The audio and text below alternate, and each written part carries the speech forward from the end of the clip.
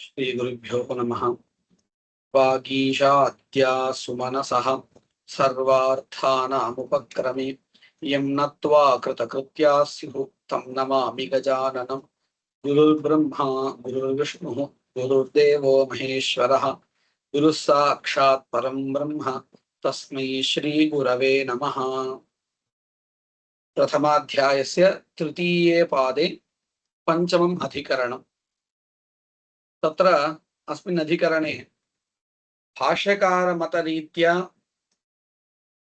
एकम् अधिकरणं रचितम्। अत्रैव वार्तिकरीत्यापि अन्यप्रकारेण अस्य अधिकरणस्य रचना कृता वर्तते। तत्र आदौ भाष्यकारमतेन पञ्चमम् अधिकरणं निरूप्यते।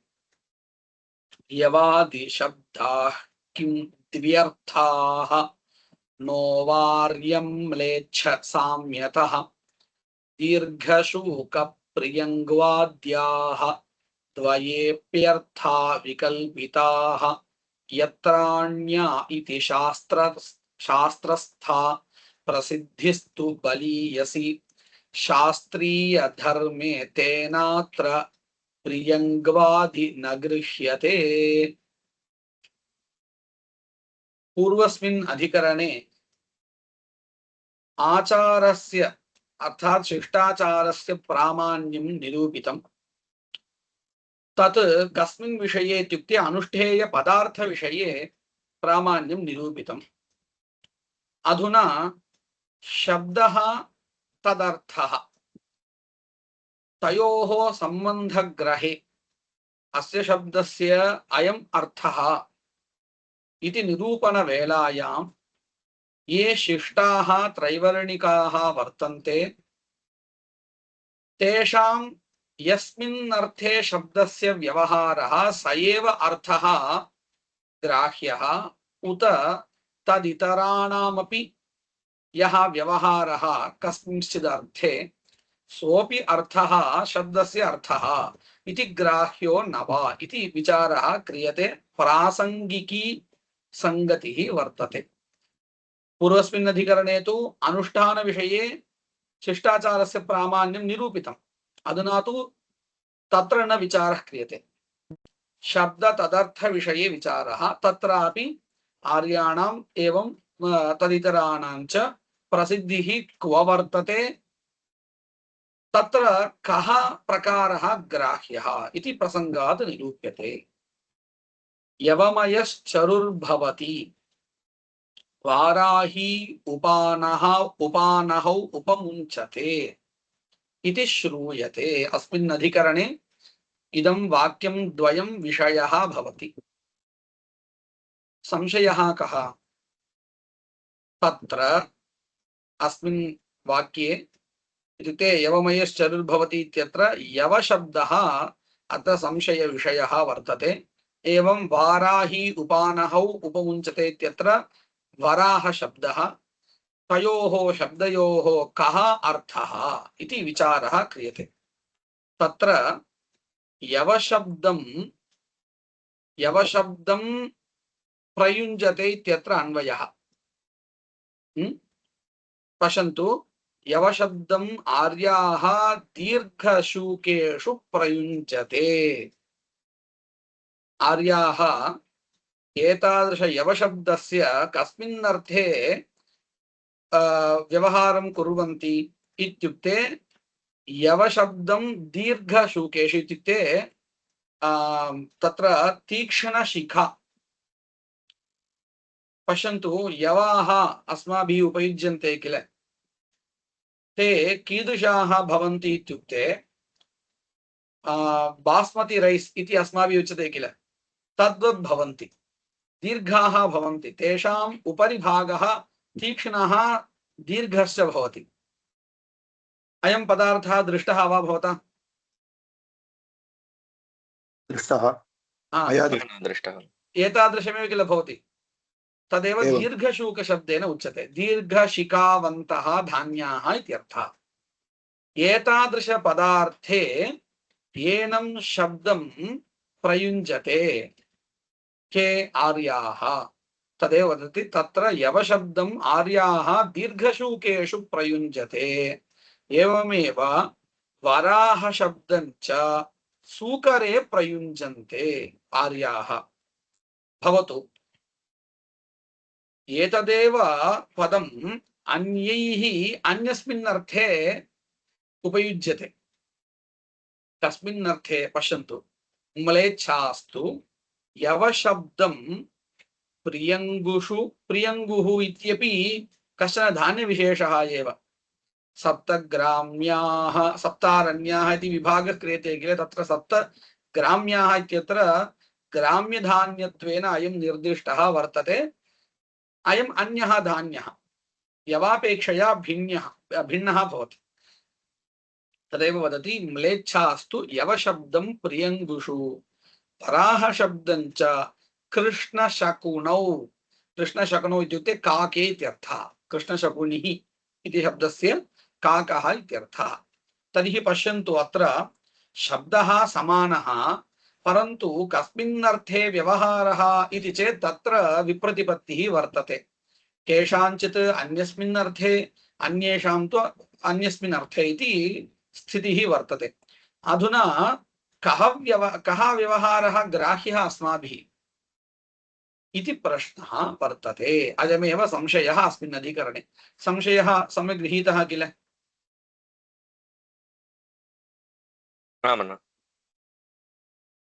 तथा सति एवं सति लोकव्यवहारेण निश्चेतव्येषु शब्दार्थेषु आर्यं म्लेच्छ प्रसिद्धयोः समानबलत्वात् उभयविधाः अपि अर्थाः विकल्पेन स्वीकार्याः इति पूर्वपक्षे प्राप्ते। पश्यन्तु अत्र लोकव्यवहारः एव प्रमाणं भवति। आर्याणां यवे व्यवहारः भवति चेत् तथैव अन्येषाम् अन्यत्र व्यवहारः वर्तते। तर्हि व्यवहारः तुल्यः उभयत्र इत्युक्ते उभयोः अर्थयोः तुल्यः वर्तते। अतः विकल्पेन अर्थद्वयमपि ग्राह्यम् इति पूर्वपक्षी कथयति। तथा सति लोकव्यवहारेण निश्चेतव्येषु अर्थेषु शब्दार्थेषु आर्यं म्लेच्छ प्रसिद्धयोः समानबलत्वात्। कुतः लोके व्यवहारः उभयोः वर्तते एव। तत्र अस्माभिः प्राबल्य दौर्बल्य विचारः न कर्तुं शक्यः वर्तते। अतः समानबलत्वात् उभयविधाः अपि अर्थाः। किमर्थम् एवं वदति समानबलत्वात् लोकव्यवहारे इति? यदि वेदे विद्यमानस्य कस्यचित् शब्दस्य अर्थः निरूपणीयः चेत् तदानीम् आर्यप्रसिद्धिमादाय अस्माभिः वक्तुं शक्यते। तस्यैव प्राबल्यं वर्तते। कुतः? तेषामेव तत्र अधिकारः वर्तते। ते एव तत्र शब्दार्थं सम्यक् बुद्ध्वा अनुष्ठाने मन्त्रान् किम् उच्चारयन्ति।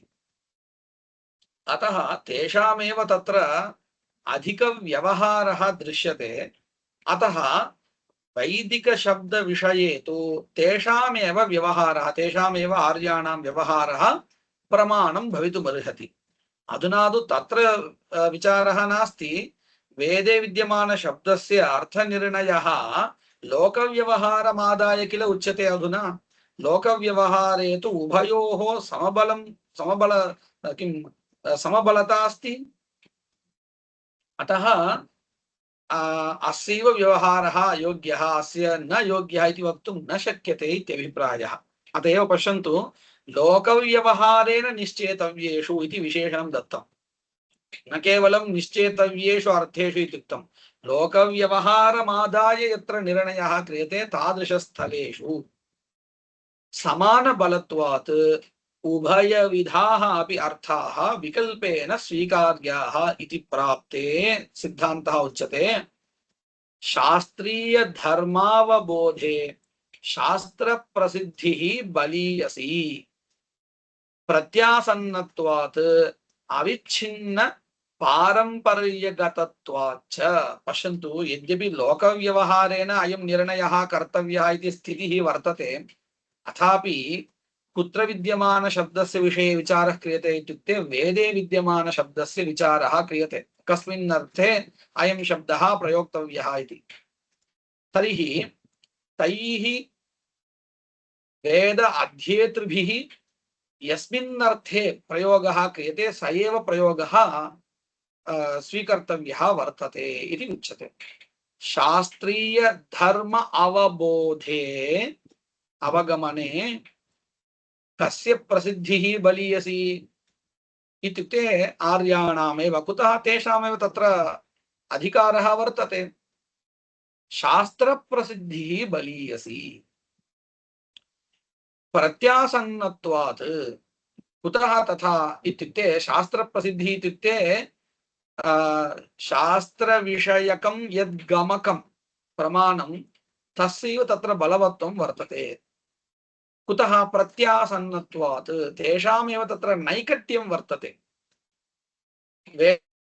वेदपदार्थविषये वेदपदानाम् अर्थनिर्णयविषये तेषामेव नैकट्यं सन्निधिः अधिकः वर्तते प्रत्यासन्नत्वात् किञ्च अविच्छिन्न पारंपर्य आगतत्वाच्च ये वेदम् अधीत्य कर्म कुर्वन्ति ते अविच्छिन्न परंपरया एतादृश अनुष्ठानं कुर्वन्तः वर्तन्ते तत्रापि कस्मिन् अर्थे यवशब्दस्य प्रयोगं कुर्वन्ति इत्युक्ते एतादृश दीर्घशूकविषये एव न तु प्रियङ्विषये एवमेव वराहशब्दस्य सूकरे एव उपयोगं कुर्वन्ति तर्हि अविच्छिन्न परंपरया एतैः तादृश प्रयोगः क्रियते इति कृत्वा तदेव अत्र प्रमाणं भवति शास्त्रे किञ्च अत्र एकं विनिगमकं प्रदर्श्यते विनिगमकम् इत्युक्ते पक्षद्वयम्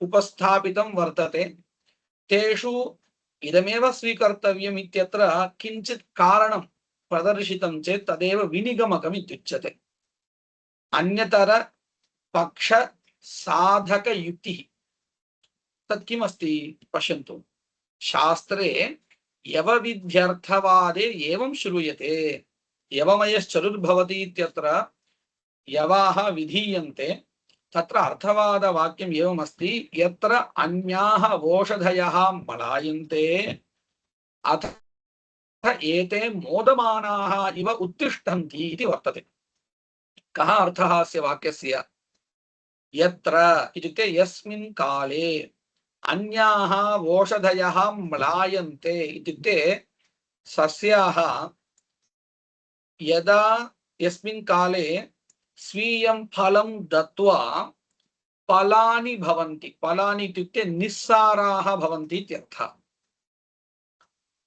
तथा यस्मिन् काले भवन्ति तस्मिन्नेव काले एतेषां यवानाम् उत्पत्तिः मोदमानास्तिष्ठन्ति इत्यस्य अभिप्रायः सधान्यं तिष्ठन्ति इत्यर्थः तर्हि सः कालः कस्य भवति इत्युक्ते यवानामेव वर्तते कुतः प्रियङ्गुः तु धान्यानाम् अन्यधान्यानाम् उत्पत्तेः प्रागेव उत्पाद्य नष्टाः निस्साराः भवन्ति तत्र ऋतवः भवन्ति किल एवं चिन्तयन्तु एवं किञ्चित् बुद्धौ संस्थाप्य शिशिर ऋतौ अन्याः ओषधयः उत्पद्यन्ते इति चिन्तयन्तु ततः प्रागेव प्रियङ्गु धान्यम् उत्पत्तिं प्राप्य अनन्तरं नष्टाः इत्युक्ते शुष्काः भवन्ति परन्तु यवाः तथा न भवन्ति यत्र शिशिर ऋतौ अन्यधान्यानि उत्पद्यन्ते ततः परं वसन्त ऋतौ इति चिन्तयन्तु तदानीम् उत्पद्यन्ते इति स्थितिः वर्तते तर्हि अर्थवादवाक्यवशात् एतादृश अर्थः अवगम्यते किल यत्र अन्याः ओषधयः म्लायन्ते तथा अत एते मोदमानास्तिष्ठन्ते इति एतादृश अर्थवर्णनं कस्मिन् धान्ये संगच्छते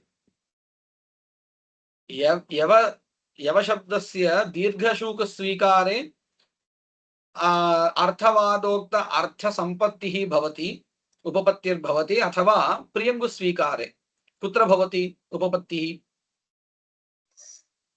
यवे यव यवे यव भवति। तदेव अत्र निरूप्यते। यत्रान्या ओषधयो म्लायन्ते अथ एते मोदमानास्तिष्ठन्ति इति इतर औषधि विनाशकाले अभिवृद्धिः दीर्घशूकेषु दृश्यते न तु प्रियङ्गुषु। तेषाम् इत्युक्ते प्रियङ्गूणाम् इतर औषधि परिपाकात् पूर्वं पच्यमानत्वात् उत्पत्तेः लोकप्रसिद्धत्वात् इत्यर्थः। एकः शब्दः अधुना निरूपितः, कस्मिन् अर्थे अयं शब्दः उपयोक्तव्यः इति। ततः परं वाराहः उपानत् इति वर्तते। वाराहोपानत् विध्यर्थवादश्च एवं भवति इत्युक्ते वाराहि उपानः उपमुञ्चते इत्यत्र विद्यमान अर्थवादवाक्यम् एवमस्ति। वराहं गावः अनुधावन्ति इति। गावः अनुधावन्ति तत्पश्चात् धावन्ति इत्यर्थः। इति गवाम् अनुधावनं सूकरे एव संभवति, न तु कृष्णशकुनौ काके न संभवति। कुतः? काकः डयते न धावति। तस्य पृष्ठतः यदि काकः अपि धावनं कर्तुं समर्थः तर्हि तम् अनुधावति वराहः इति वक्तुं शक्यते। अथवा वराहस्य वा कदाचित् डयनयोग्यता भवेत् तर्हि एतादृशवर्णनं कर्तुं शक्यते। तथा नास्ति। अतः किम् अवगम्यते? वराह शब्दस्य सूकरः इत्येव अर्थः। कस्मात् अवगम्यते? गावः अनुधावन्ति इति यस्मादस्ति तस्मात् वराह शब्दस्य सूकरः इत्येव अर्थः इति निर्णयः क्रियते। गवाम् अनुधावनं सूकरे संभवति न तु कृष्णशकुनौ। तस्मात् दीर्घशूकादिः यवादिशब्दार्थः इति भाष्यकारमतानुसारेण इदम् अधिकरणं रचितं वर्तते। श्लोकस्य अर्थं वदामि। यवादिशब्दाः किं द्व्यर्थाः अर्थद्वयेपि शक्ताः किम् इत्युक्ते एकस्यैव शब्दस्य वाच्यार्थौ द्वौ वर्तेते इति वा? द्व्यर्थः नो वा व्यर्थः न वा अथवा इत्युक्ते एकः एव अर्थः वा? किम् आदाय एवं रूपेण प्रश्नः इत्युक्ते आर्यं म्लेच्छ साम्यतः साम्यात् उभयोः साम्यमस्ति लोकव्यवहारे इति कृत्वा द्व्यर्था वा इति प्रश्नः, संशयः। दीर्घशूकप्रियङ्गवाद्याः द्वयेपि अर्थाः विकल्पिताः आर्यं म्लेच्छ साम्यतः उभयत्रापि व्यवहारः अस्तु। एकस्यैव शब्दस्य अर्थद्वयमस्तु इति पूर्वपक्षी कथयति। कुतः आर्यं म्लेच्छ साम्यतः? द्वयेपि अर्थाः विकल्पिताः इति पूर्वपक्षः। अधुना सिद्धान्तः यत्र अन्याः यत्रान्या इति वेदवाक्यं किञ्चित् अस्ति किल, अर्थवादवाक्यं, तदादाय इति शास्त्रस्था प्रसिद्धिः तु बलीयसी तदेव अत्र बलवदस्ति प्रमाणम् इति कृत्वा तादृशप्रसिद्धि शास्त्रप्रसिद्धिमादाय निर्णयः क्रियते। शास्त्रीयधर्मे प्रसिद्धिस्तु शास्त्रप्रसिद्धिस्तु बलीयसी इत्यर्थः। शास्त्रीयधर्मे पश्यन्तु, यत्र अन्वयः कुत्र पश्यन्तु, यत्र अन्याः इति शास्त्रस्था प्रसिद्धिः शास्त्रीयधर्मे बलीयसी तेन तस्मात् अत्र अस्मिन् वाक्ये प्रियङ्गवादि न गृह्यते किन्तु यवशब्दस्य दीर्घशूकः इत्येव अर्थः इति भाष्यकारमतानुसारेण अधिकरणं रचितम्। वार्तिककाराः अन्यप्रकारेण अत्रैव अधिकरणं रचयन्ति। अत्र वार्तिककारः पीडुशब्दम् उदाजहार तञ्च म्लेच्छाः हस्तिनि प्रयुञ्जते आर्यास्तु वृक्षे। किमर्थं वार्तिककाराः अत्र अधिकरणान्तरं विषयान्तरं स्वीकृत्य रचयन्ति इत्युक्ते किञ्चित् स्वारस्यं वर्तते। पश्यन्तु, अत्र पूर्वं यः विचारः कृतः तत्र आर्य प्रसिद्धिः ग्राह्या उत म्लेच्छ प्रसिद्धिः इति प्रश्नः। आर्य प्रसिद्धिरेव ग्राह्या इति निर्णयः कृतः। परन्तु तत्र निर्णयः केन प्रमाणेन केन प्रकारेण कृतः इति चेत् पश्यन्तु, तत्र वाक्यशेषमादाय शास्त्रं प्रमाणं किञ्चिदादाय निर्णयः कृतः, न तु केवल लौकिक व्यवहारमादाय। इत्युक्ते अधुना वयं पृच्छामः, एतावता वार्तिकरीत्या अधिकरणं न पठितम् अस्माभिः इति चिन्तयन्तु, केवलं भाष्यकारमतं पठितम्। तदानीं कश्चन प्रश्नः एवं पृष्टः अस्ति, वाक्यशेषः यत्र नास्ति तादृशस्थले, अधुना अहं पृच्छामि, पश्यन्तु, पीडुशब्दस्य कुत्र प्रसिद्धिः इति विचारं कुर्मः चेत् आर्यप्रसिद्धिः वृक्षे, वृक्षस्य नाम वर्तते। म्लेच्छ प्रसिद्धिस्तु कुत्र वर्तते इत्युक्ते म्लेच्छाः हस्तिनि गजं वदन्ति। अधुना उभयोर्मध्ये कीदृशी प्रसिद्धिः, का प्रसिद्धिः ग्राह्या, कुत्र अर्थः ग्राह्यः इति प्रश्नः। किं वक्तुं शक्यते? केवलम् अस्माभिः भाष्यकारमतमेव पठितमस्ति। भाष्यकारमतं वृक्षेदं नास्ति। कुतः? तैः पूर्वस्मिन् अधिकरणे आर्य प्रसिद्धिरेव ग्राह्या इति साक्षात् नोक्तम्। अर्थवादवाक्यं प्रदर्श्य विनिगमकं किञ्चित् अस्ति इति प्रदर्शितम्। प्राबल्यम् आर्यप्रसिद्धित्वेन न निर्णीतं तैः। अवगम्यते वा? अवगम्यते। तत्र एकं निर्णायकं वाक्यं किञ्चित् प्रदर्श्य इदं वाक्यमस्ति शास्त्र प्रसिद्धिबोधकम् इति प्रदर्शितं। तर्हि यत्र शास्त्रप्रसिद्धिः किञ्चित् नास्ति तादृशस्थले का गतिः? कथं निर्णयः कर्तुं शक्यते? इत्येव किल भवति, समबलतमे किल भवति। अधुना स्पष्टम् अवगतं? तदर्थमेव वार्तिककाराः वदन्ति तथा नास्ति, आर्यप्रसिद्धिरेव ग्राह्या। कुतः? शब्द तदर्थ विषये म्लेच्छापेक्षया आर्याणामेव आदरः अधिकः वर्तते।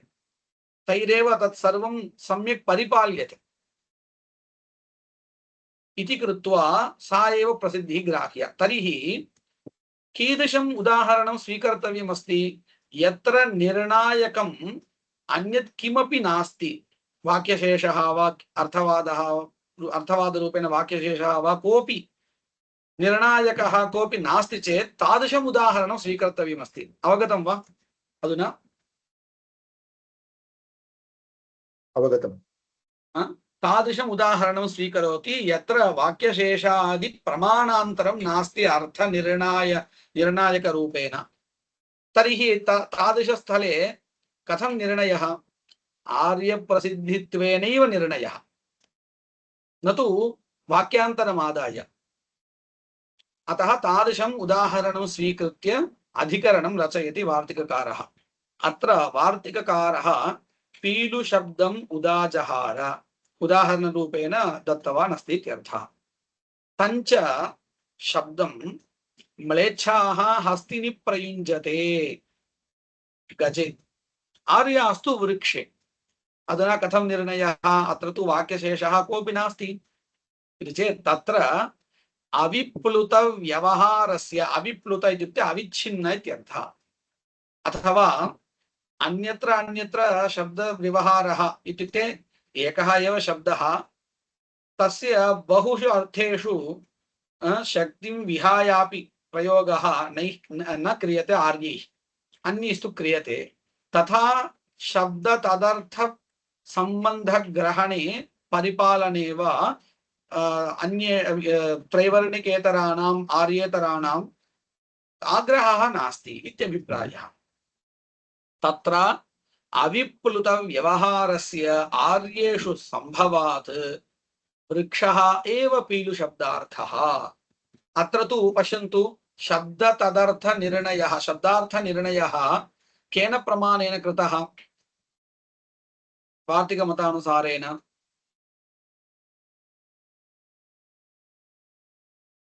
आर्यमतानुसारम् आर्य प्रसिद्धिम् अनुसृत्य, तर्हि आर्य प्रसिद्धिः एव तत्र निर्णायकं भवति अर्थनिर्णये। इदमेव वार्तिकारमते उक्तम्। अत्रैव प्राभाकरमतानुसारेण अधिकरणं निरूपयति।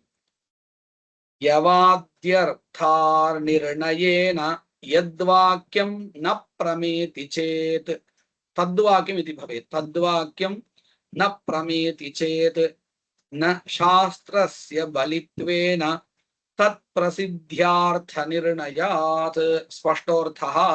कः अर्थः? पश्यन्तु, यवादि अर्थ अनिर्णयेन, तेषां मते अस्माभिः दृष्टमस्ति सर्वथा किं वदन्ति, अर्थः एव न बुध्यते चेत् तद्वाक्यमेव अप्रमाणम्, अतः वेदस्य अप्रामाण्यम् इति कथयन्तः सन्ति। अस्माभिः प्रत्यधिकरणम् एवमेव दृश्यते। अत्रापि तथैव वर्णयति। यवमयश्चतुर्भवति इत्यस्मिन् वाक्ये यवशब्दस्य कः अर्थः इति निर्णयः एव कर्तुं न शक्यते। अतः अनिर्णायकत्वेनैव इदं वाक्यं वेदवाक्यम् अप्रमाणम् इति कथयति। यवादि अर्थ अनिर्णयेन तद्वाक्यं न प्रमा, तद्वाक्यं वेदवाक्यम् अप्रमाणम् इति चेत् न, तथा नास्ति, प्रामाण्यं वर्तते। कुतः? शास्त्रबलित्वेन, शास्त्रप्रसिद्धित्वेन, तत्प्रसिद्ध्या, शास्त्रप्रसिद्ध्या अर्थनिर्णयात्। उभयोर्मध्ये शास्त्रप्रसिद्धेः, लौकिकप्रसिद्ध्यपेक्षया शास्त्रप्रसिद्धेः बलीयत्वात् तदेव अत्र अर्थनिर्णायकं भवति इति स्पष्टः अर्थः। अत्रैव वर्णकान्तरं, वर्णकान्तरम् इत्युक्ते अस्मिन् अधिकरणे यानि सूत्राणि वर्तन्ते तेषां योजनं द्विधा त्रिधा वा क्रियते। इत्युक्ते पश्यन्तु, यवमयश्चतुर्भवति इत्यत्र विचारः कृतः किल, तत्रापि तानि सूत्राणि योजयितुं शक्यन्ते।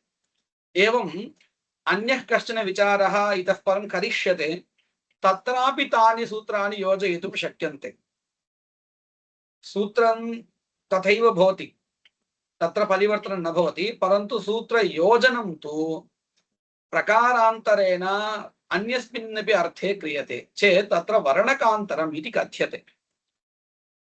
वस्तुगत्या अत्र अधिकरणं द्वयं यथा भवेत् तथैव निर्णयः भवति।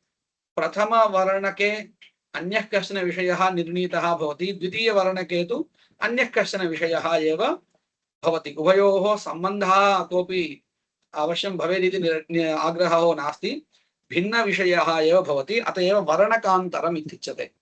अयं शब्दः अस्माभिः तत्र तत्र योजनीयः वर्तते, वर्णकान्तरम् इति भवति। अन्यः एव कश्चन विषयः इत्युक्ते पश्यन्तु, अत्र कः विचारः? अस्मिन् तृतीयपादे प्रथमे अधिकरणे स्मृतेः प्रामाण्यं निरूपितम्।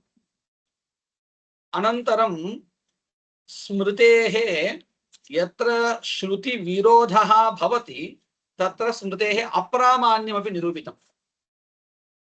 अनन्तरं शिष्टाचारस्य प्रामाण्यं चतुर्थे अधिकरणे निरूपितम्। परन्तु ततः परं शिष्टाचारस्य श्रुतिविरोधे वा स्मृतिविरोधे वा अप्रामाण्यं न कथितम्। अस्माभिः आरम्भात् पठ्यते किल, तत्र कश्चन क्रमः दृश्यते।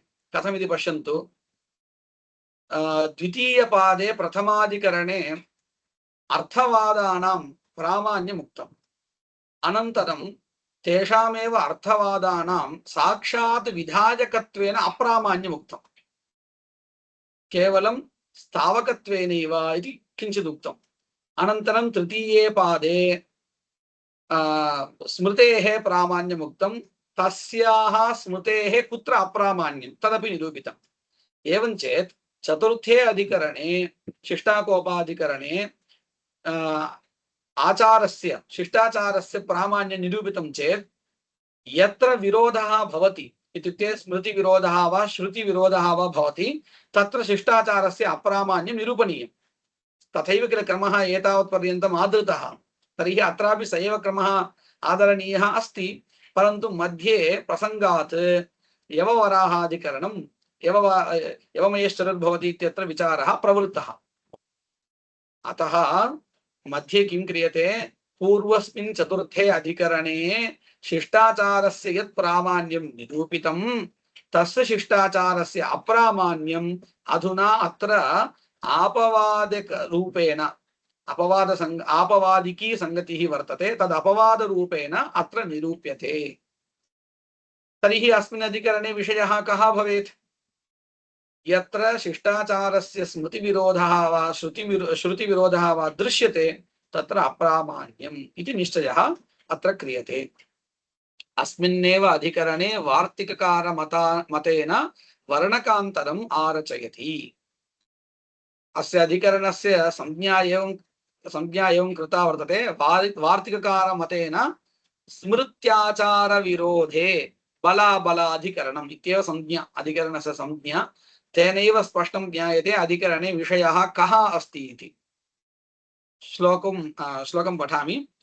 यो मातुल विवाहादो शिष्टाचारः समानव इतराचारवन्मात्वम् अमात्वं स्मार्तबाधनात् स्मृतिमूलो हि सर्वत्र शिष्टाचारस्ततोऽत्र च अनुमेया स्मृत्या बाध्या प्रत्यक्षया तु सा। केषुचित्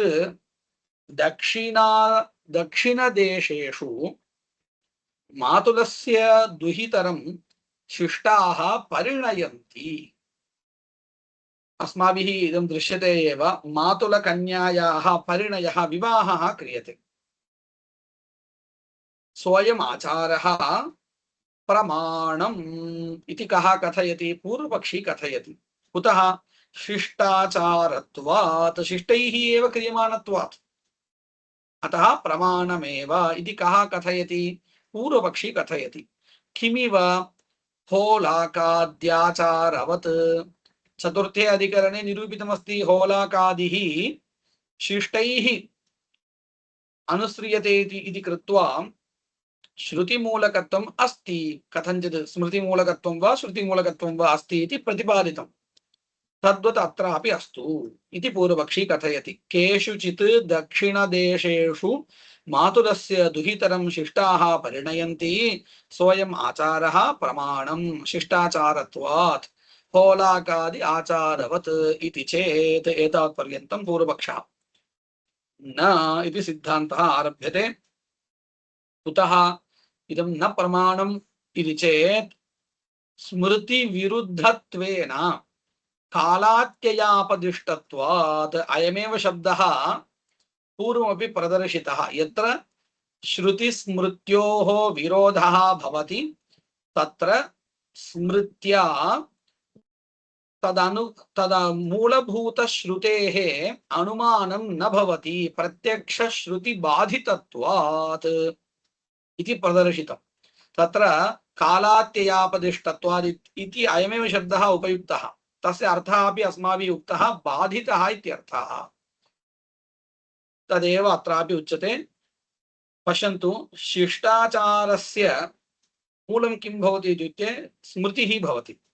स्मृतिः एव विरुद्धा वर्तते मातुलकन्यायाः परिणयविषये। कथं? सा स्मृतिः अत्र प्रदर्श्यते। मातुलस्य सुतामूढ्वा मातृगोत्रां तथैव च समानप्रवरां चैव त्यक्त्वा चान्द्रायणं चरेत्। चान्द्रायणव्रतमिति वर्तते, प्रायश्चित्तं कर्म, तत्कर्म कर्तव्यमस्ति। कदा? मातुलस्य सुतामूढ्वा, एवमेव मातृगोत्राम् ऊढ्वा, समानप्रवराञ्च ऊढ्वा, विवाहं कृत्वा इत्यर्थः। त्यक्त्वा अनन्तरं चान्द्रायणव्रतं कुर्यात् इति तत्र प्रायश्चित्तम् उक्तम्। तर्हि एतादृशशिष्टाचारस्य अर्थात् मातुलकन्या परिणयरूपशिष्टाचारस्य मूलभूता स्मृतिः कथम् अवगन्तव्या अनुमानेन किल वक्तव्यम्। परन्तु प्रत्यक्ष विरुद्धा काचन स्मृतिः लभ्यते चेत् आचारेण मूलभूत स्मृतेः अनुमानमेव न संभवति बाधितत्वात्। तदेव वदति न च इति एतावत्पर्यन्तं सिद्धान्तः उक्तः।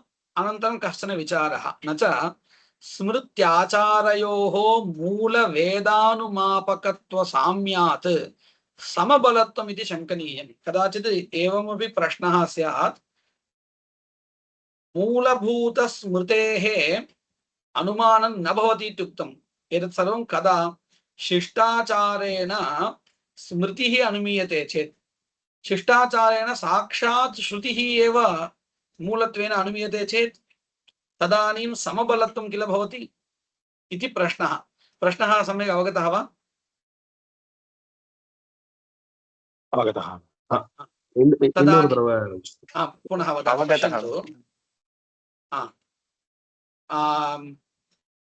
शिष्टाचारः वर्तते किल, शिष्टाचारस्य मूलं किम् इति कथ्यते, स्मृतिः इति कथ्यते।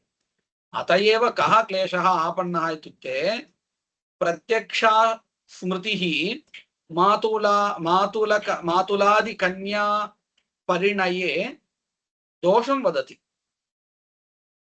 अतः शिष्टाचारं दृष्ट्वा अस्माभिः मूलभूत स्मृतेः अनुमानं कर्तुं न शक्यते इति उच्यते। कुतः? प्रत्यक्ष स्मृत्या तस्य बाधा। अवगतं वा इदम्? अवगतम्। अवगतं वा? अत्रैव किं पृच्छति, நான் இந்த ஒரு அம்சத்தை நான் அப்படியே சொல்றேன் பாருங்க. சிஷ்டாச்சாரத்தை வச்சுட்டு நாம ஸ்மிருதியை கல்பிக்கணும். இப்போ இதே மாதிரி விசாரத்தை நம்ம எங்க பார்த்தோம்னு சொன்னா, ஸ்ருதி ஸ்மிருதி இந்த ரெண்டுத்துக்கும் விரோதம் வருகையில இந்த ஸ்மிருதியானது அப்பிரமாணம் அப்படின்னு சொன்னோம். ஏன் சொன்னோம் அப்படின்னு கேட்டா, இந்த ஸ்மிருதியை வச்சுண்டு நாம ஸ்ருதியை கல்பிப்போம் இல்லையா, எந்த இடத்துல பார்த்தோம்னு கேட்டா ஔதும்பரி சர்வா வேஷ்டயித்தவ்யா அப்படின்னு ஸ்மிருதி, ஔதும்பரியும் ஸ்பிருஷ்டுவா உத்காயேத் அப்படிங்கிறது ஸ்ருதி. இந்த ரெண்டுத்துக்கும் விரோதம் வரும் பொழுது ஸ்மிருதியானது பாதிக்கப்படுறது. அதாவது இந்த ஸ்மிருதியை வச்சுண்டு இந்த சர்வவேஷ்டன ஸ்மிருதிக்கு மூலமாக இருக்கக்கூடிய ஒரு ஸ்ருதியை கல்பிக்க முடியாது அப்படின்னு சொன்னான். ஏன் முடியாது?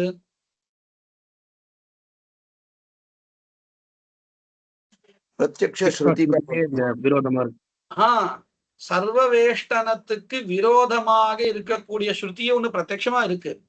அப்போ பிரத்யக்ஷ ஸ்ருத்தியா பாதிதா பவதி இல்லையா?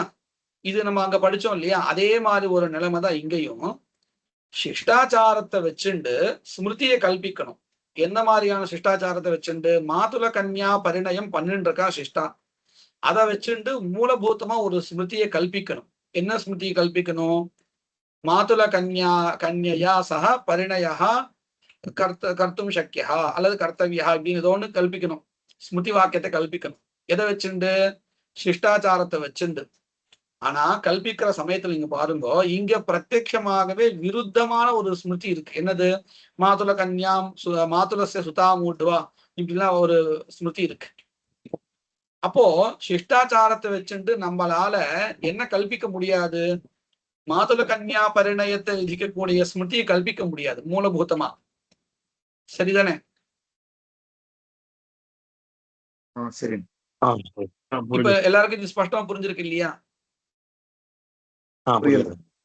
இங்க என்ன கேள்வி கேட்கிறா, இந்த மாதிரியான மூலபூதமான ஸ்மிருதி கல்பிக்க முடியாதுன்னு சொல்றேலே, இது எங்க எப்போ அப்படின்னு கேட்டா, சிஷ்டாச்சாரத்தினுடைய மூலம் ஒரு ஸ்மிருதியை கல்பிக்கிறதாக இருந்தால், நான் என்ன சொல்றேன், சிஷ்டாச்சாரத்தை வச்சுட்டு நேரடியாக நான் ஸ்ருதியை கல்பிக்கிறேன். இப்போ பாருங்க, சிஷ்டாச்சாரம் அது ஸ்மிருதியை கல்பிக்கணும் அப்படின்னு சொன்னா இங்க விரோதமான ஒரு ஸ்மிருதி இருக்கு, பாதிக்கும். இப்போ நான் என்ன பண்றேன், பைபாஸ் அப்படின்னு சொல்றேன் இல்லையா, தாண்டி போறது. நான் ஸ்மிருதியை கல்பிக்கல, இந்த சிஷ்டாச்சாரத்துக்கு மூலம் ஒரு ஸ்ருதின்னு நான் சொல்லி விடுறேன். அப்ப இந்த இப்போ ஸ்மிருதி ஆ, பலமா சொல்லுங்க. இருக்காது. அந்த ஸ்மிருதியை காட்டிலும் இது பலம்னு ஆயிடும் ஆ. இல்லையா? இப்ப நிலைமை எப்படின்னு புரியுறதா? கேள்வி கேட்கறவருடைய அபிப்பிராயம் என்னன்னு புரியுறதா? புரியுது. எல்லாருக்கும் புரிஞ்சிருக்கு இல்லையா? இது இந்த கேள்வி எல்லாருக்கும் புரிஞ்சிருக்கு புரியுது. இல்லையா? இதத்தான் கேட்கிறா சொல்லுங்க. பாருங்க. நச்ச கடைசி இத்யா- சொல்லுங்க. இல்ல, இந்த கடைசி விஷயம் மட்டும் திருப்பி சொல்லுங்களேன்.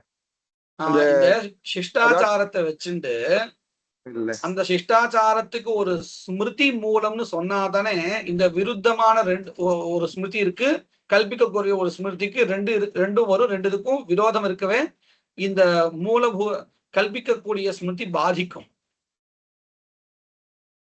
ஆமாண்ணா. இப்ப அதை தாண்டி இப்ப ஸ்ருதியை கல்பிக்க முடியுமா? அதாவது நான் சிஷ்டாச்சாரத்துக்கு மூலம் நான் ஸ்மிருதின்னே சொல்ல மாட்டேன்.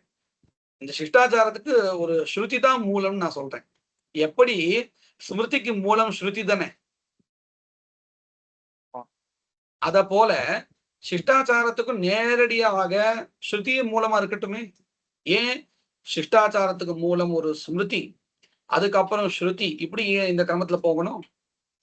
நேரடியா அப்படி இருக்க கேள்வி கேட்கிறா. இதுல ஒரு விசாரம். இப்போ நமக்கு ஏற்கனவே சித்தாந்தம் நமக்கு தெரிஞ்சிருக்கு.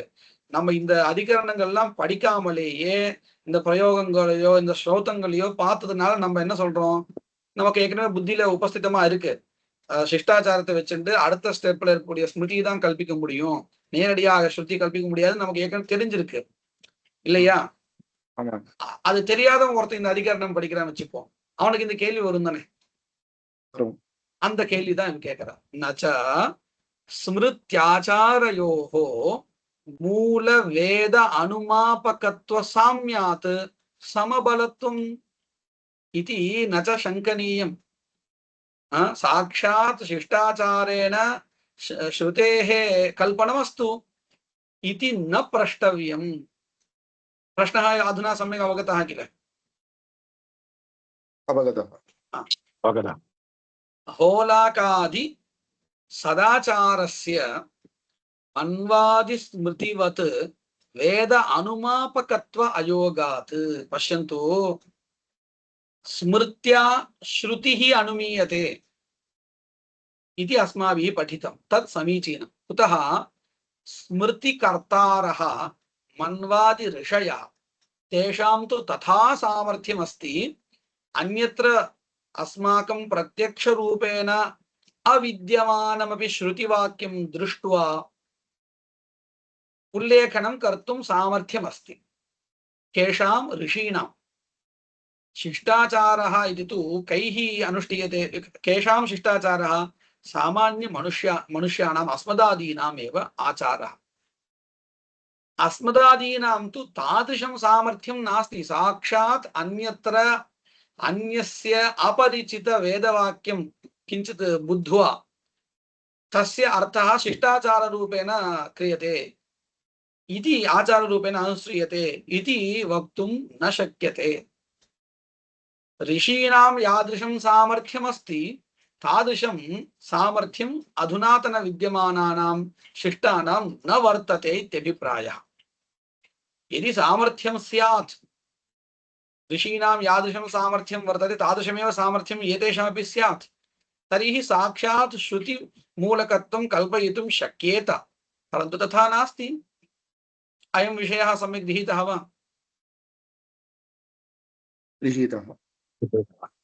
तदेव वदति, होलाकादि सदाचारस्य मन्वादि स्मृतिवत् वेद अनुमापकत्व अयोगात्. कुतः अयोगः? न हि इदानीन्तनाः शिष्टाः मन्वादिवत्, मन्वादि ऋषिवत्, याज्ञवल्क्यादि ऋषिवत् देश काल विप्रकृष्टं वेदं दिव्यज्ञानेन साक्षात्कर्तुं शक्नुवन्ति. न हि शक्नुवन्ति इति अन्वयः. के न शक्नुवन्ति? इदानीन्तनाः शिष्टाः न शक्नुवन्ति, ते तु शक्नुवन्ति, याज्ञवल्क्यादयः मन्वादयः स्पष्टम् अवगतं वा अधुना? वाक्यस्य अर्थः सम्यक् गृहीतः वा? सम्यक् गृहीतम्। तदेव वदन्ति न हि इदानीन्तनाः शिष्टाः मन्वादिवत् देशकालविप्रकृष्टं वेदं दिव्यज्ञानेन साक्षात्कर्तुं शक्नुवन्ति न हि शक्नुवन्ति इति अन्वयः सम्यक् योजनीयः। येन शिष्टाचारः मूलवेदम् अनुमापयेत्, येन इत्युक्ते येन सामर्थ्येन, यदि सामर्थ्यं स्यात् एतेषामपि शिष्टानां साक्षात् वेददर्शनं दिव्यज्ञानेन कर्तुं शक्येत, तदानीम् एतेषाम् आचारस्य मूलं श्रुतिः एव इति वक्तुं शक्येत, तथा नास्ति।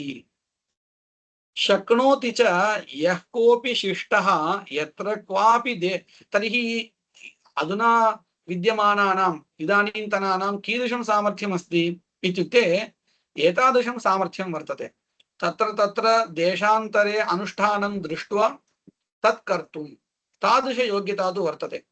अन्यं देशं गच्छन्ति, तत्र कस्मिंश्चित् कर्मणि समन्वयं प्राप्य तत्र दृष्ट्वा एवमपि कर्तुं शक्यते इति जानन्ति, तादृशसामर्थ्यं वर्तते। तदेव वदति शक्नोति च यः कोऽपि शिष्टः यत्र क्वापि देशविशेषे कालविशेषे च यं कञ्चन अपि होलाकादि आचारस्य मूलभूतं स्मृतिग्रन्थम् अवलोकयितुं शक्नुवन्ति। एवं रूपेण अनुष्ठानं वा स्मृतिग्रन्थं वा द्रष्टुं शक्नुवन्ति। वयमपि तथैव कुर्मः। अधुना क्वचित् धर्मविषये संशयः चेत्, अनुष्ठानविषये संशयः चेत् निर्णयसिन्धुः इति स्वीकृत्य पश्यामः। अनन्तरं स्मृतिग्रन्थम् इति यं कञ्चित् ग्रन्थम् आदाय, स्मृतिग्रन्थम् आदाय तत्र कथं निर्णयः अस्ति इति वयम् अधुनापि पश्यामः। तादृशसामर्थ्यम् अस्माकं वर्तते। परन्तु अन्यत्र श्रुतौ यत्र क्वचित् विद्यमानं द्रष्टुं तु सामर्थ्यं नास्ति। तदेव वदति शक्नोति च यः कोऽपि शिष्टः यत्र क्वापि देशविशेषे कालविशेषे च यं कञ्चनापि होलाकादि आचारस्य मूलभूतं स्मृतिग्रन्थम् अवलोकयितुं शक्नोति इत्यत्र अन्वयः। तस्मात् शिष्टाचारेण स्मृतिरेव अनुमातुं शक्यते, न तु श्रुतिः। साक्षात् श्रुतेः अनुमानं न संभवति। अधुना तु विरोधः पुनः सम्पादितः। यदि स्मृतिरेव शिष्टाचारेण अनुमीय तर्हि प्रत्यक्षस्मृत्या अनुमितस्मृतेः बाधः भवति। विरोधः पुनः वर्तते इति निरूपितम्। अनुमिता च स्मृतिः विरुद्धया प्रत्यक्षया स्मृत्या बाध्यते। अतएव आहुः। किम् आहुः? आचारत्तु इति वर्तते, आचारात्तु इति भवेत्। आचारात् तु स्मृतिं ज्ञात्वा, आचारात् स्मृतिरेव ज्ञायते इत्यर्थः। तु इति शब्देन श्रुति कल्पनं वार्यते।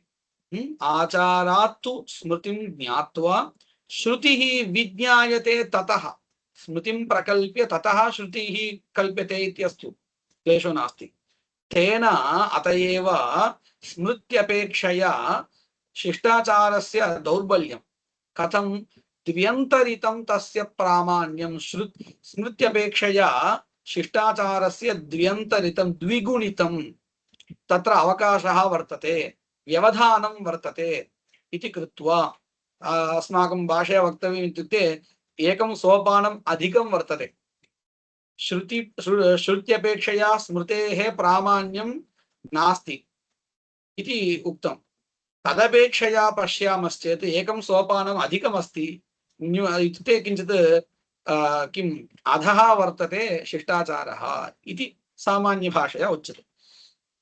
तदेव अत्र उक्तं तेन द्व्यन्तरितं। तेन इत्युक्ते यस्मात् शिष्टाचारेण स्मृतिं प्रकल्प्य ततः एव श्रुतिः कल्प्यते, तेन तस्मात् कारणात् द्व्यन्तरितं तस्य शिष्टाचारस्य प्रामाण्यं विप्रकृष्यते, बहुदूरे भवति इत्यर्थः।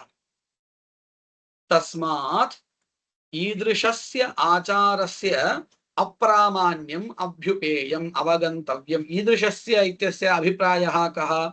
स्मृतिविरुद्धस्य शिष्टाचारस्य अप्रामाण्यम् अवगन्तव्यम्।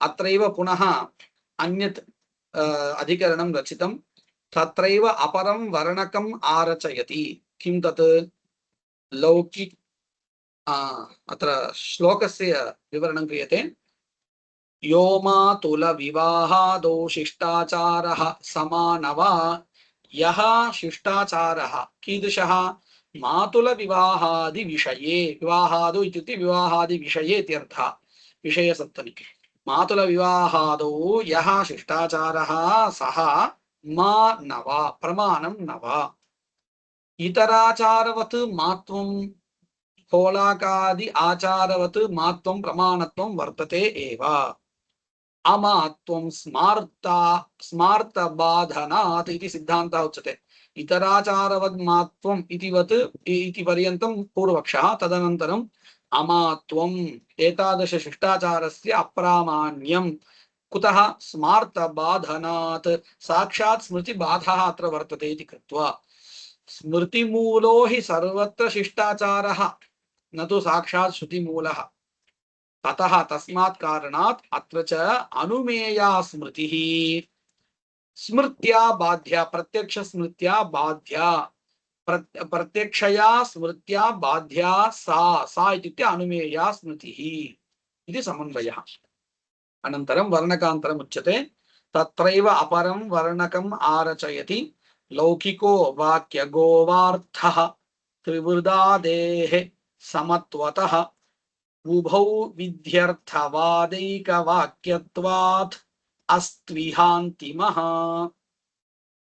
पश्यन्तु त्रिवृत् बहिष्पवमानम् इति श्रुतौ त्रिवृत् बहिष्पवमानम् इति श्रुतिः तस्मिन् तस्यां श्रुतौ त्रिवृत् शब्दस्य त्रैगुण्यं लोकसिद्धः अर्थः लोके अस्माभिः कथम् उच्यते कुत्र व्यवहारः क्रियते कुत्र शब्दप्रयोगः क्रियते इत्युक्ते त्रिवृत् इति शब्दः त्रैगुण्यबोधकः लोके प्रसिद्धः वर्तते परन्तु अत्र त्रिवृत् शब्दस्य कः अर्थः इति प्रश्नः वाक्यशेषात् ऋक्त्रयात्मकेषु त्रिषु सूक्तेषु अवस्थितानां बहिष्पवमानात्मक स्तोत्र निष्पादन क्षमानाम् उपास्मि गायतानरः इत्यादीनां ऋचां नवकमर्थः पश्यन्तु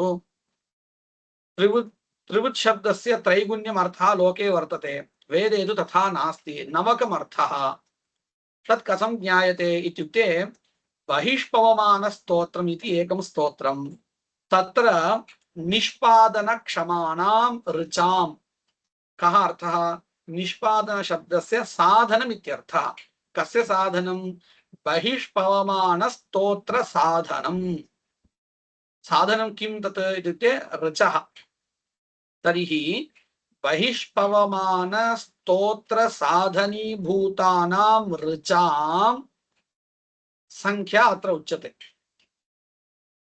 ताः ऋचः कति वर्तन्ते नव वर्तन्ते तर्हि त्रिवृत् शब्दस्य कः अर्थः भवेत् नवकमर्थः इति अवगम्यते तत् कथं वाक्यशेषाद् अवगम्यते पश्यन्तु अत्र अस्माभिः इदमपि ज्ञातव्यम् अर्थवादस्य विधायकत्वेन अप्रामाण्यं निरूपितं केवलं स्थावकत्वेनैव प्रामाण्यमिति तेन ह्यन्यं क्रियते इत्यादिषु उक्तं स्मर्यते वा स्थावकत्वेनैव प्रामाण्यमिति अत्र तु अर्थनिर्णायकत्वेन अपि प्रामाण्यम् अर्थवादानाम् उच्यते तदपि बुद्धौ स्थापनीयमस्ति अर्थवादस्य विधायकत्वेन यद्यपि प्रामाण्यं नास्ति केवलं स्थावकत्वेनैव इति तत्र उक्तं यद्यपि अथापि एवमपि प्रामाण्यं वर्तते इति निरूप्यते एवमपि इत्यस्य अभिप्रायः कः क्वचित् अर्थनिर्णायकत्वेन तत् प्रदर्श्यते अत्र नवभिस्तुवते इति वर्तते अर्थवादः तदादाय एव अत्र त्रिवृत् शब्दस्य नवकमर्थः इति निर्णीयते अग्रे तत् सिद्धान्ते उच्यते अधुना अस्य वाक्यस्य अर्थः गृहीतः वा इति पश्यन्तु वाक्यशेषात् यद्यपि लोके त्रिवृत् शब्दस्य त्रित्वम् अर्थः अथापि वाक्यशेषात् अर्थवादवाक्यवशात् ऋक्त्रयात्मकेषु त्रिषु सूक्तेषु अवस्थितानां ऋचां संख्या इत्यन्वयः। ऋक्त्रयात्मकेषु त्रिषु सूक्तेषु अवस्थितानां निष्पादनक्षमाणाम् अर्थात् स्तोत्रसाधनीभूतानां, तदपि कस्य स्तोत्रस्य बहिष्पवमानात्मकस्तोत्र साधनभूतानां साधनसमर्थानां निष्पादनक्षमाणाम् उपास्मै गायता नरः इत्यादीनां ऋचां नवकमर्थः। वाक्यस्य अर्थः सम्यक् गृहीतः वा? तत्र धर्मनिर्णये वेदस्य प्रबलत्वे अपि पदपदार्थ इतोपि पूर्वपक्षः प्रवर्तते। अधुना स्थितिः उक्ता। पूर्वपक्षः अधुना वदति, किं वदति? एतादृश वाक्यशेषः अस्ति, तत्सर्वं समानं, परन्तु शब्द तदर्थ निर्णये वेदः वा भवतु लौकिकः वा भवतु व्यवहारः एव तत्र प्रमाणं। लोके तु व्यवहारः कुत्र वर्तते? त्रित्वबोधने एव अयं शब्दः उपयुज्यते, तर्हि तथैव त्रित्वमेव अर्थः इत्येव अस्तु इति कथयति। तत्र धर्मनिर्णये वेदस्य प्रबलत्वे अपि पदपदार्थनिर्णये लोकवेदयोः समानबलत्वात्। वाक्यार्थः स्पष्टं गृहीतः किल? अधुना विवरणम् अपेक्षितं वा? अत्र पश्यन्तु, धर्मनिर्णय विषये वेदवाक्यं अत्यन्तं प्रबलं भवतु। वेदार्थ इति न, केवल शब्द तदर्थ निर्णये तु वेदस्यैव प्राबल्यं वर्तते इत्यत्र किमपि विनिगमकं नास्ति। तस्मात् समानबलत्वात् उभावपि अर्थौ विकल्पेन ग्रहीतव्यौ इति चेत् एतावत्पर्यन्तं पूर्वपक्षः। सिद्धान्तः उच्यते लौकिक अर्थ स्वीकार पक्षे विधिवाक्ये अर्थः त्रैगुण्यं भवति। लौकिक व्यवहारापेक्षया वैदिक व्यवहारः प्रबलः न वा इत्यत्र अयं विचारः मास्तु, समबलत्वमेव अस्तु। अथापि लौकिक व्यवहारानुसारेण त्रित्वस्वीकारे अर्थवाद विधिवाक्ययोः या एकवाक्यता तस्य भङ्गः स्यात्। कथम् इति चेत् लौकिक व्यवहारानुसारेण त्रिवृद्बहिष्पवमानम् इत्यत्र त्रिवृच्छब्दस्य त्रैगुण्यम् अर्थः इति स्वीक्रियते चेत् तर्हि पश्यन्तु, अग्रे नवभिस्तुवते इत्यत्र नवशब्दः श्रूयते अर्थवादवाक्ये। नवभिः स्तवः क्रियते इति। तर्हि उभाभ्यामपि अर्थवाद विधिवाक्याभ्यां समान अर्थ प्रतिपादनं कृतं वा विरुद्धार्थ प्रतिपादनं कृतं वा? इत्युक्ते सामानाधिकरण्यम् अस्ति न वा? सामानाधिकरण्यम् अस्ति वा? कथं? पश्यन्तु, विधिवाक्ये तु लौकिक व्यवहारानुसारेण त्रिवृच्छब्दस्य त्रैगुण्यमर्थः गृहीतः, अर्थवादे तु स्पष्टं नवभिस्तुवते इति वर्तते। तर्हि समानार्थबोधकत्वम् अस्ति वा उभयोः? अस्ति वा? नास्ति भोः? नास्ति इति சொன்னேன்। ओ सरि, नास्ति इति उच्यते, सम्यक्। नास्ति इति उक्तं चेत् सम्यक्। तर्हि उभयोः एकवाक्यता भङ्गः भवति किल? तदर्थम् अस्माभिः किं कर्तव्यमस्ति? त्रिवृच्छब्दस्य अर्थवादवशात् वाक्यशेषवशात् नवत्वम् अर्थः, एवम् अर्थवर्णनं क्रियते चेत् एकवाक्यता तथैव रक्षिता भवति। अधुना अवगतः वा अर्थः? अवगतः।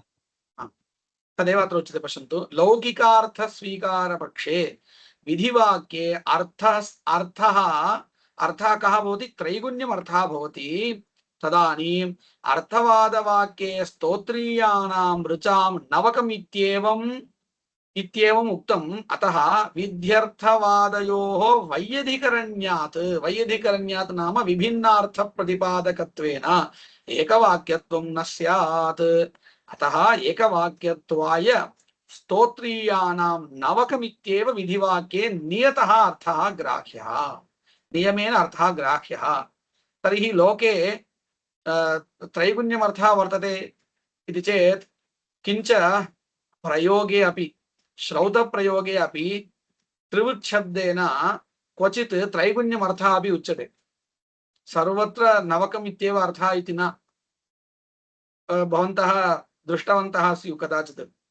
श्रौतप्रयोगे अपि त्रिवृच्छब्देन त्रैगुण्यमेव क्वचित् उच्यते, तद् लौकिकव्यवहारमादाय अथवा लक्षणया इत्यर्थः स्वीकर्तव्यः। अयं समग्रोऽपि विषयः श्लोके उक्तः वर्तते। लौकिको वाक्यगो वा इति वर्तते। लौकिकः इत्युक्ते लौकिकव्यवहारः, वाक्यगः इत्युक्ते वेदवाक्यगतः अर्थः, अर्थवादवाक्यगत नवत्वमर्थः। वाक्यगोवार्थः त्रिवृदादेः, त्रिवृदादिशब्दानाम् आदिशब्देन शेनादिशब्दः अपि ग्राह्यः। शेनशब्दस्य अर्थः कः इति। त्रिवृदादेः समत्वतः प्रयोगे उभयोः लौकिकवैदिकयोः समबलत्वं वर्तते। अतः उभौ ग्राह्यौ इति पूर्वपक्षः। विध्यर्थवादैकवाक्यत्वात् अस्तु इह अन्तिमः। अन्तिमः इत्युक्ते वाक्यगः अर्थः, अर्थवादवाक्योक्तः यः नवकमर्थः स एव अर्थः अत्र भवेत्। कुतः? विध्यर्थवादैकवाक्यतायाः परिरक्षणाय इति समग्रः अपि अधिकरणविषयः सङ्गृहीतः वर्तते। अत्र समापयामः। वागीशाद्या सुमनसः सर्वार्थानामुपक्रमे यं नत्वा कृतकृत्याः स्युः तं नमामि गजाननं। गुरुर्ब्रह्मा गुरुर्विष्णुः गुरुर्देवो महेश्वरः गुरुः साक्षात् परं ब्रह्म तस्मै श्री गुरवे नमः।